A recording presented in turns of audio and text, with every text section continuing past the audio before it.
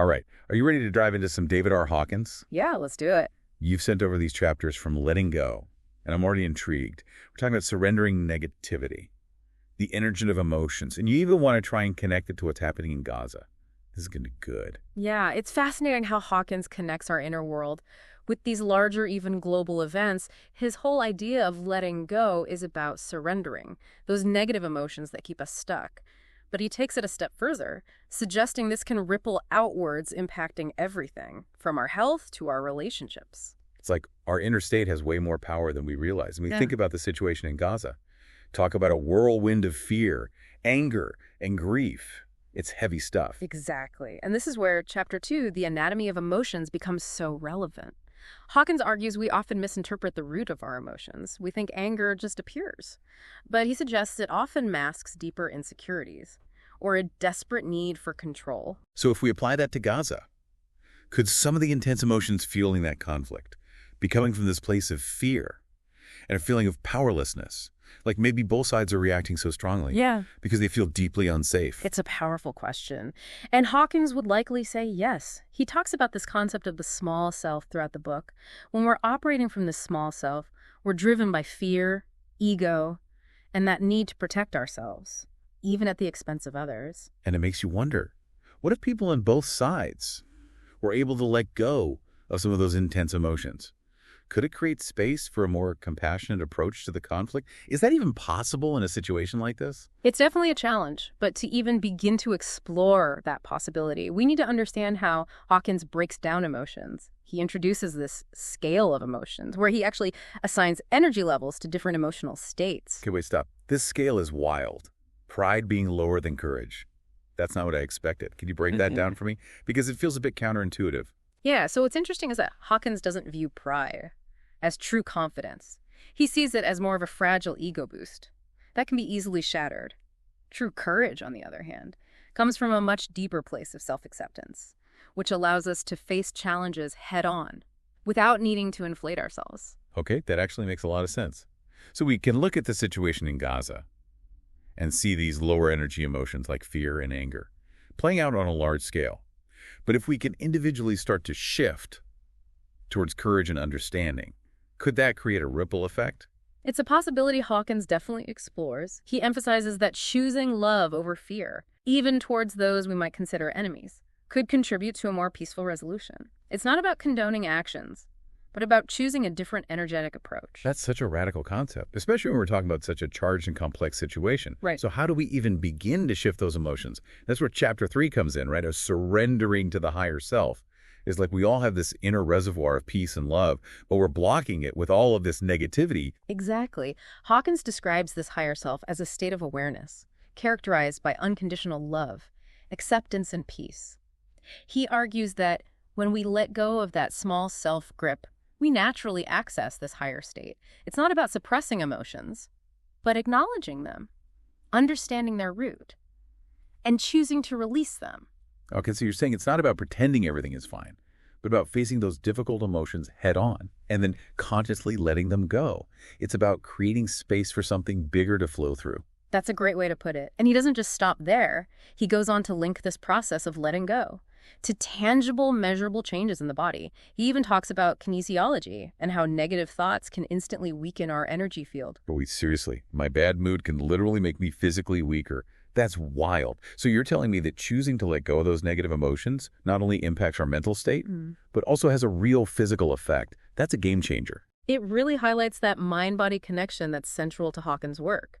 He also provides practical tools for letting go, like reframing past trauma, by shifting our perspective and the meaning we assign to it. He argues that by choosing a new interpretation, we can heal old wounds and prevent them from shaping our present. That's huge.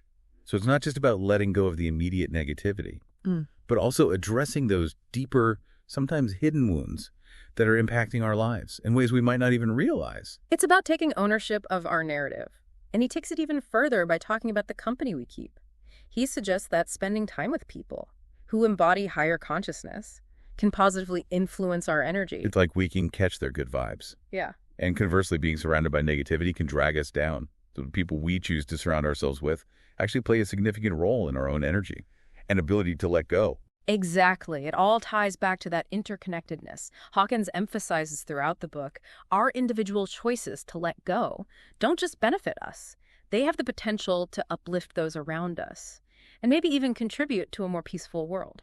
Okay, I want to go back to the Gaza situation for a minute, because I'm still grappling with how this idea of letting go can actually create change in such a complex and volatile environment. It's a great question, and Hawkins wouldn't shy away from that challenge. He might point back to that concept of surrendering, to a higher power, to that energy of love that he believes resides within all of us. So it's not about ignoring the conflict or pretending it's not happening. It's about acknowledging the pain, the anger, the fear, and then choosing a different energetic approach. Precisely, and he's not suggesting we become passive or condone injustice, but rather that we act from a place of love, rather than fear. Because fear often leads to more fear, more anger, more violence. It becomes this never-ending cycle. And love, while it may not always win in a traditional sense, has the power to interrupt that cycle, to plant seeds of compassion and understanding, where there was only division. Wait, stop. There's this line in chapter 3 that gets me every time. Love empowers us and the people around us to do things that we would not be capable of otherwise. It's so powerful. It speaks to the transformative power of love. It's not just a fleeting feeling. It's an energy that can shift perspectives, heal wounds, and inspire positive action. And I think about all the incredible acts of courage and compassion we're seeing in Gaza, individuals risking their lives to help others, people speaking out against injustice, even when it's dangerous. Those are glimpses of that higher love in action, right? Absolutely. And those acts, however small they may seem, have the potential to create a ripple effect, to inspire others, and offer a counter-narrative to the violence and despair. So even if we feel helpless or overwhelmed by the situation in Gaza, feeling helpless, angry, or even apathetic, what would Hawkins suggest they do? He would likely say to start by acknowledging those feelings, without judgment. Don't try to suppress them, but also don't let them consume you. Then ask yourself, what is the root cause of these feelings? Is there a deeper fear or insecurity driving them? And once you've identified that root cause, consciously choose to release it, to surrender it to that higher power within you. He might also suggest taking some concrete action, inspired by love. Maybe donating to a humanitarian organization working in Gaza, writing to your elected officials urging a peaceful resolution. Or even just sending loving energy to those affected by the conflict. Because every act of love, no matter how small, can contribute to a shift in the collective consciousness. Remember, Hawkins emphasizes that we are all interconnected. Our individual choices to let go can ripple outwards and contribute to a more peaceful world. So as we wrap up this part of our deep dive, I think the key takeaway is that we have a choice. We can choose to react from fear and contribute to the cycle of negativity, or we can choose to respond with love and become part of a solution. It really comes down to a choice. Do we want to be part of the problem or part of the solution? And Hawkins provides a roadmap for choosing the latter, even when faced with overwhelming challenges. So let's be real, it's not always easy to choose love, especially when we're dealing with our own anger, hurt, and fear. Letting go can be tough. He acknowledges that. He talks about how our minds come up with all sorts of resistance to letting go. We tell ourselves it's impractical, that we'll be taken advantage of, or that we'll lose our sense of identity. He even has this whole section where he lists the crazy things people do to avoid facing their inner stuff. It's funny and kind of sad at the same time because it's so relatable. Like, we'll do anything to distract ourselves from the real work. It's true. We seek external solutions, quick fixes, anything to avoid looking within. But Hawkins insists the answers are already inside of us. We just need to quiet the mind chatter and tap into that deeper wisdom. And that's where the practice comes in. It's not a one-time thing. It's a continuous process of noticing those negative emotions, understanding where they're coming from, and then choosing to release them. He uses the analogy of peeling an onion. We shed layer after layer of negativity to reveal the pure, loving essence at our core.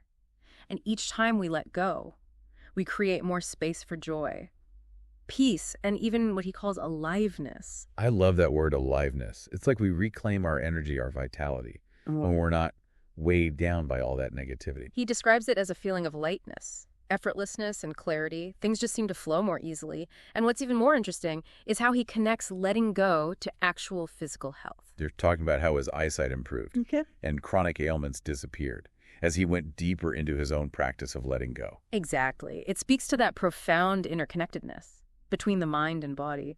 He suggests that when we heal our inner world, It's reflected in our outer world as well. So someone struggling with a health challenge could potentially explore Hawkins' approach as part of their healing journey. It's not about replacing medical care, but maybe adding another dimension to the process. Absolutely. It's about addressing the emotional and spiritual dimensions of healing. And even if someone isn't dealing with a specific health issue, Hawkins' work offers a path to a richer, more meaningful life.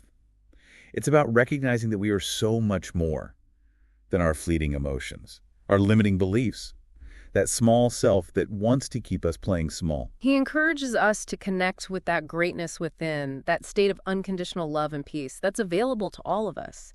It's not about perfection, but about aligning ourselves with the higher purpose. It's a beautiful vision. And it feels especially relevant right now. In a world that can feel so chaotic and divided, if we could each tap into that energy of love within ourselves, imagine the impact it could have on the world around us. It's like those ripples we were talking about earlier, but on a much larger scale. So as we wrap up this deep dive into David R. Hawkins' Letting Go, we want to leave you with a question to ponder. If, as Hawkins suggests, we are all capable of experiencing that state of unconditional love and peace, what's one small step you can take today to access that potential in your own life? Even amidst the turmoil of the world, that seed of love within each of us has the power to create real and lasting change. Thanks for diving deep with us.